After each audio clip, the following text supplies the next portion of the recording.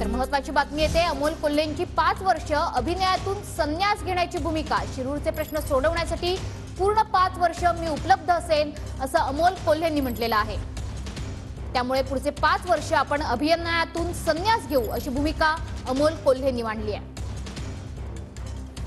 काय असतं म्हणजे तुम्ही या सगळ्या याच्यातून संन्यास घेणार आहात की 5 वर्ष ही जबाबदारी शिरूर लोकसभा मतदारसंघातली जी माझ्या समोर आहे ही 5 वर्ष जी पुढची जबाबदारी असेल या पुढच्या जबाबदारीच्या वेळी नक्कीच त्या दृष्टीनं सर्वसामान्य जनतेला उपलब्ध राहण्याच्या दृष्टीनं मतदारसंघातले प्रश्न सोडवण्याच्या दृष्टीनं ही गोष्ट होईल। आणि त्याचबरोबर जी राजकीय स्थित्यंतरं झाली, आज मी स्वतः लोकसभा मतदारसंघ किंवा लोकसभेची उमेदवारी करत असताना सुद्धा तब्बल 7 ते 8 लोकसभा मतदारसंघांमध्ये प्रचार करून येतो।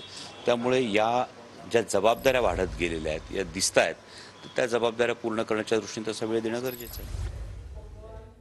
गेल्या 5 वर्षामध्ये खरं तर केवळ एकच मालिका ही मी केली। हा विरोधकांचा धादांत अपप्रचार आहे की अमोल कोल्हे बिझी होते।